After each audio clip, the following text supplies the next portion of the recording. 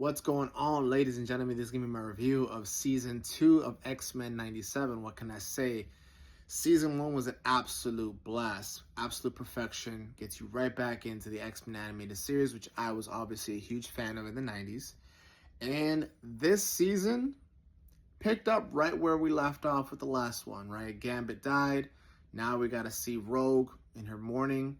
The team is really just discombobulated, not to mention now we get introduced to Apocalypse again, wreaking havoc. So what did I love about this? First of all, some of the animation is amazing. Some of the fight scenes and choreography is awesome. I did not know that I needed a Nightcrawler fight the way I saw that fight happen. Nightcrawler just took down half of the X-Men in one single blow. This guy just was in his bag that episode. It was absolutely insane, and that was my favorite episode of the entire season, is Nightcrawler getting his comeuppance. As far as the story, I did feel like it took a little bit of a downturn based off of season 1. They introduce Apocalypse, and they go back in time and they see Apocalypse both in the future and in the past.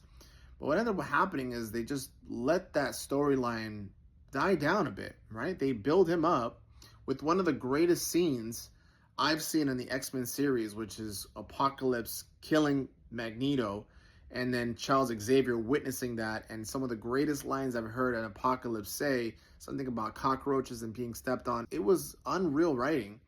And then the season just took a left turn. There was a couple side quests. We see Wolverine, which a little nod to Omega Red, but I feel like there was a lot of side quests that I didn't really need. So we just really forget about Apocalypse for a couple episodes, which I didn't really like.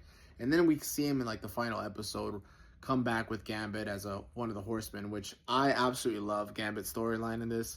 I love the romance between Rogue and Gambit at the end. It was a beautiful payoff, and the payoff for Nightcrawler, I'm telling you, Nightcrawler is underrated. This was Nightcrawler's season. And even there was a lot of other things that shined out. Wolverine going with X-Force, trying to get his adamantium back. So I appreciated some of that.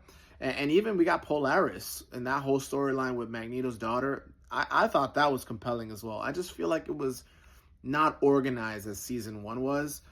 You had to go back and forth. So all in all, it's a solid season. I'm not complaining at all. It just took a little bit of a side quest compared to season 1. But anyways, that's my thought of season 2. What did you think about it? Leave your comments down below, and I'll catch you guys in the next review. Peace.